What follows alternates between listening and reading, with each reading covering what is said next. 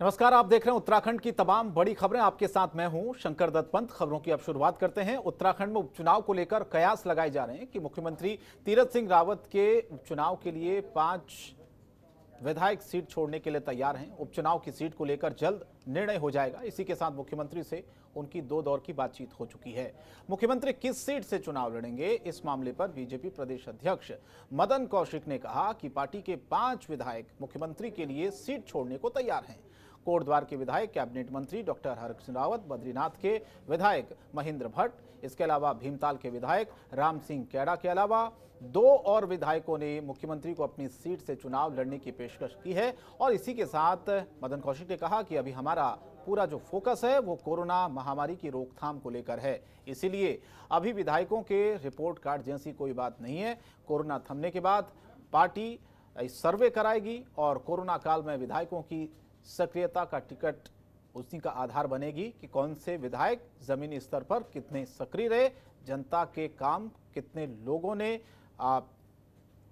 विधायकों ने, और साथ ही साथ जो जनप्रतिनिधि हैं वो क्षेत्रों में कितने गए, इसका आकलन होगा। और उसी के बाद सर्वे के बाद ही कुछ तय किया जाएगा। तो ये जल्द ही फैसला लिया जा सकता है, क्योंकि अभी इस कोरोना काल का हवाला दिया गया है और सरकार का ये कहना है कि अभी फिलहाल जो स्थिति कोरोना को लेकर है उस पर उनका पूरा फोकस है, न कि उपचुनाव पर।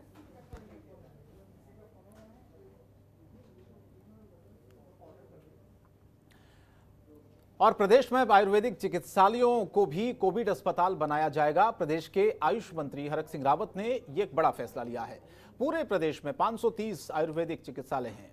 इनमें से 330 चिकित्सालयों में अपने भवन, बाकी किराए के भवन चल रहे हैं। इसके साथ ही 300 चिकित्सालयों में 10 बेड लगाने का फैसला भी किया गया है, जिसमें 5 बेड ऑक्सीजन के होंगे और 5 सामान्य के होंगे। इसके साथ ही कर्मचारियों के पदों में भी बढ़ोतरी होगी। 2 डॉक्टरों की सभी चिकित्सालयों में भर्ती होगी। इससे 24 घंटे में अस्पताल खुलेगा। इससे गांव के लोगों को राहत मिल सकेगी। इसके अलावा बड़ा फैसला लेते हुए 300 आयुर्वेदिक चिकित्सक और 70 फार्मासिस्ट की भर्ती उपनल के माध्यम से की जाएगी। यह भर्ती प्रक्रिया हफ्ते भर में पूरी कर ली जाएगी।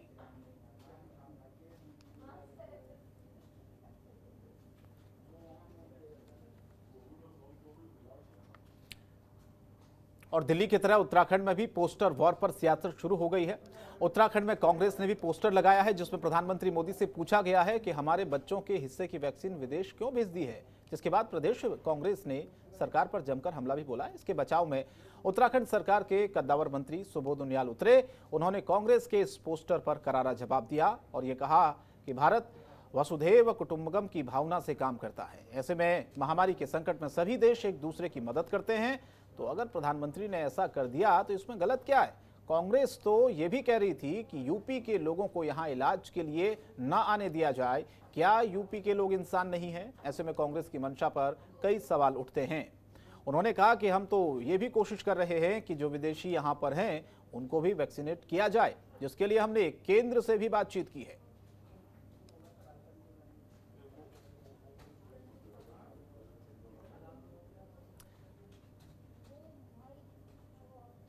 और खबर बागेश्वर से, जहां पर जिले के कोविड प्रभारी और पेयजल मंत्री बिशन सिंह चुफाल ने कोविड अस्पताल का जायजा लिया और साथ ही साथ कोविड संक्रमण से संक्रमित व्यक्तियों को कोविड चिकित्सालय और कोविड केयर सेंटरों में सही तरीके से इलाज हो रहा है, इन सभी व्यवस्थाओं की पूरी जानकारी भी ली। निरीक्षण के दौरान उन्होंने संबंधित अधिकारियों को निर्देश दिए कि कोविड चिकित्सालय और कोविड केयर सेंटर में भर्ती मरीजों का इलाज बेहतर ढंग से हो और उन्हें सभी जरूरी सुविधाएं वहां पर मुहैया करवाई जाए। इसके लिए उन्होंने कोविड चिकित्सालय में ऑक्सीजन की व्यवस्था को निरंतर करना और किसी भी मरीज को ऑक्सीजन की कमी ना होना, इसके लिए सभी व्यवस्थाएं सुनिश्चित करने की बात कही है। साथ ही चिकित्सालय में सभी मरीजों को खाने पीने की व्यवस्था ठीक ढंग से की जाए, ये भी निर्देश दिए हैं।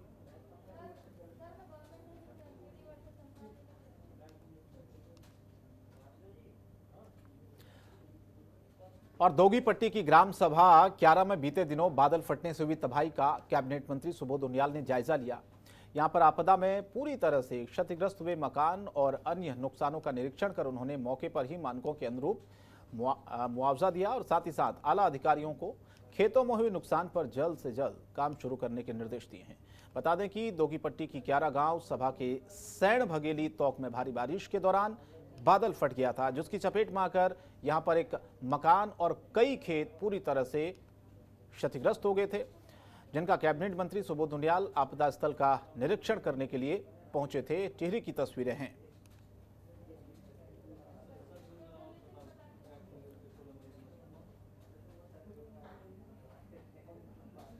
और वहीं कैबिनेट मंत्री बिशन सिंह जुफाल ने थरारी विकासखंड के कुलसारी में कोविड महामारी की रोकथाम को लेकर तहसील प्रशासन के अधिकारियों के साथ एक बैठक की है, जहां बागेश्वर से देहरादून की ओर प्रस्थान करते समय मंत्री जुफाल अपने तय कार्यक्रम के अनुसार थराली पहुंचे। यहां उन्होंने बीजेपी विधायक मुन्नी देवी शाह और ब्लॉक प्रमुखों सहित बीजेपी कार्यकर्ताओं से भी कोविड महामारी को लेकर प्रशासन की ओर से की जा रही व्यवस्थाओं की समीक्षा की। इसके साथ ही थराली के तलवाड़ी में इंटर कॉलेज के छात्रावास को भी क्वारंटाइन सेंटर या फिर कोविड केयर की तर्ज पर चलाने की मांग की। आपको बता कि बीजेपी कार्यकर्ताओं ने कैबिनेट मंत्री के सामने कई बातों को रखा, जिससे कोरोना मरीजों का इलाज हो सके।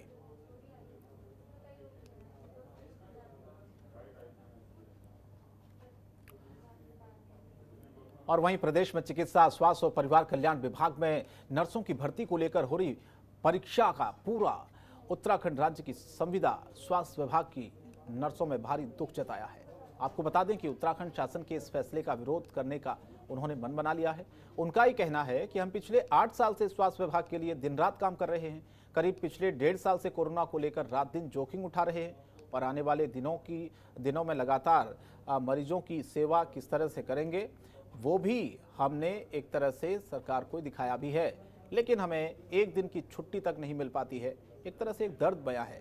हमारी कुछ नर्सें कोरोना पॉजिटिव और कुछ क्वारंटीन हैं, ऐसे में वो आने वाले एग्जाम को कैसे दे पाएंगी, ये एक चिंता उन्होंने जताई है। साथ ही कहा कि हम सरकार से ये कहना चाहते हैं कि जो पूरे उत्तराखंड राज्य में लगभग 450 नर्सें फ्रंटलाइन में पहले काम कर रही हैं, उनको पक्का करना चाहिए, फिर इसके बाद खाली पदों की भर्तियां करनी चाहिए।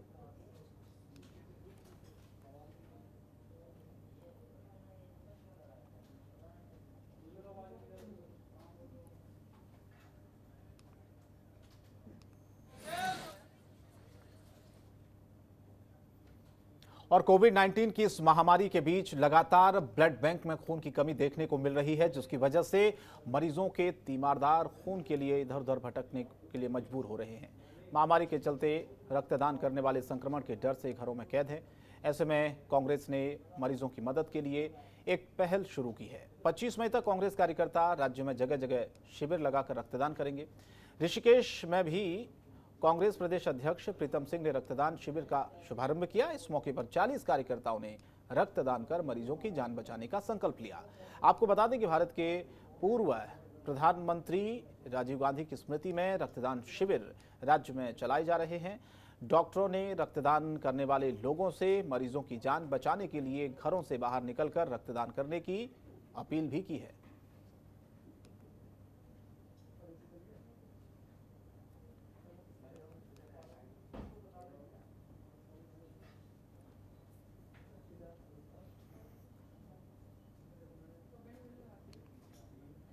और बढ़ते आगे कुछ और खबरें आपको दिखाते हैं। तीर्थ नगरी ऋषिकेश में एक बार फिर से इंसानियत शर्मसार होती दिख रही है। त्रिवेणी घाट के पास कैंसर पीड़ित एक युवक कई दिनों तक दर्द से तड़पता रहा, लेकिन किसी भी शख्स ने युवक को अस्पताल पहुंचाना तो दूर उसकी सुध तक नहीं ली। आखिरकार उसकी सुध ली है पुलिस ने। जी हां, लेकिन गश्त के दौरान नजर पड़ने पर पुलिस के संज्ञान में पूरा मामला आया, जिसके बाद घाट चौकी प्रभारी उत्तम रमोला ने अपनी पूरी टीम के साथ कई चुनौतियों को स्वीकार करते हुए दर्द से तड़प रहे युवक की मदद का बीड़ा उठाया। सबसे पहली चुनौती पुलिस के सामने युवक को अस्पताल में भर्ती कराने की थी। पुलिस जब युवक को लेकर एम्स पहुंची तो कोरोना का हवाला देकर डॉक्टरों ने कैंसर पीड़ित को भर्ती करने से ही इनकार कर दिया। दिक्कतें यही नहीं रुकी, बल्कि शहर के अन्य अस्पतालों के डॉक्टरों ने युवक के घाव साफ करने तक की जहमत नहीं उठाई, जिसके बाद पुलिस ने डॉक्टर से सलाह कर खुद ही अपने हाथों से दर्द झेल रहे इस युवक के घाव को साफ किया और एम्स के डॉक्टर से दवाई लिखवाकर पीड़ित को देनी शुरू की।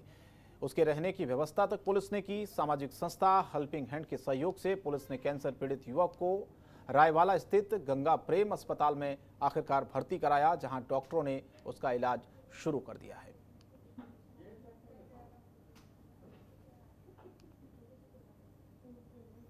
और उत्तराखंड में वैक्सीनेशन की रफ्तार धीमी पड़ गई है। वैक्सीनेशन के सेंटर्स में वैक्सीनेशन की ड्राइव प्रभावित है। आपको बताएं कि 45 साल से ऊपर वाले उत्तराखंड में करीब 27 लाख लोग हैं, जिनमें से करीब 5.5 लाख लोग पूरी तरह से वैक्सीनेट हो चुके हैं। 21 लाख लोगों को वैक्सीन की सिर्फ पहली डोज लगी है। जरूरत के हिसाब से बहुत कम वैक्सीन उत्तराखंड को उपलब्ध हो पा रही है। ऐसे में उत्तराखंड में वैक्सीन सेंटर्स प्रभावित दिखाई दे रहे हैं। वहीं डीजी हेल्थ ने वैक्सीनेशन को लेकर जानकारी देते हुए बताया कि कल उत्तराखंड को 1 लाख वैक्सीन की डोज मिली है।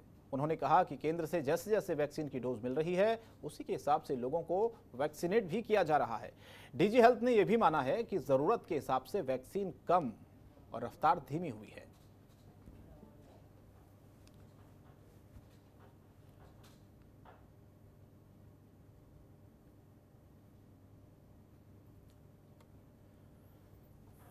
जहाँ तक बात करें तो 27 लाख टारगेटेड पीपल थे 45 से अबव, और लगभग उसमें जो है फुल्ली वैक्सीनेटेड 5.5 लाख लोगों को लग चुका है।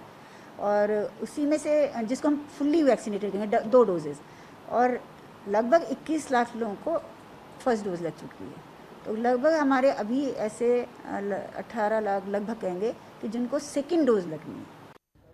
कोरोना कहर के बीच कोविड की दूसरी लहर के साथ अब ब्लैक फंगस बीमारी का प्रकोप देश के साथ 7 प्रदेशों में भी फैलता जा रहा है। पहाड़ी जिलों में भी ब्लैक फंगस का असर दिखने लगा है।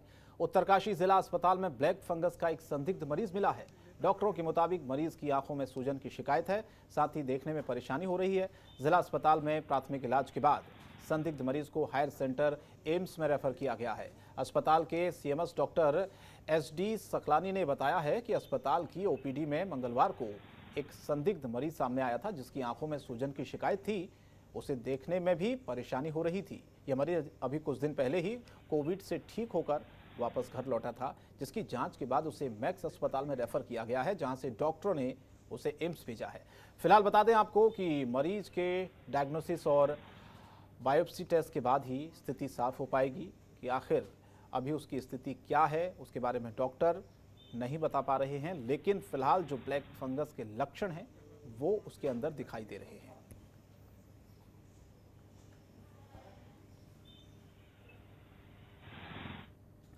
पूरे देश में कोरोना अपना कहर बरपा रहा है। ऐसे में कोरोना संक्रमण को रोकने के लिए सभी राज्य सरकार हर संभव प्रयास भी कर रही है। प्रदेश में कोविड कर्फ्यू लगातार जारी है। वहीं पुलिस प्रशासन भी कोविड कर्फ्यू का लोगों से पालन करवा रही है। आलम यह हो चला है कि सड़कों पर सन्नाटा पसरा है। जिला पौड़ी के कालागढ़ में कोरोना की वजह से डर का माहौल फैला हुआ है। सड़कों पर आप सन्नाटा देख सकते हैं। लोग कोरोना की डर की वजह से घरों से निकलने में भी कतरा रहे हैं। कालागढ़ सरकारी आवासीय कॉलोनी, जहां पर हाइडल कॉलोनी में कंटेनमेंट जोन बने हुए हैं। कोरोना मरीजों का स्वास्थ्य विभाग लगातार देखरेख कर रहा है। स्वास्थ्य विभाग और पुलिस विभाग लगातार सतर्कता बनाए हुआ है, लेकिन लोगों का ये कहना है कि कालागढ़ में सड़कों पर सन्नाटा पसरावा, लोग घरों से निकलने में डर रहे हैं। हालांकि कुछ लोगों का ये कहना है कि ये ज़रूरी भी है और इसी तरह हम कोरोना को हरा भी सकते हैं, क्योंकि घरों में रहना बहुत ज़रूरी है, सोशल डिस्टेंसिंग का पालन करना बहुत ज़रूरी है। इसीलिए ये सड़कें आपको सुनसान नज़र आ रही होंगी।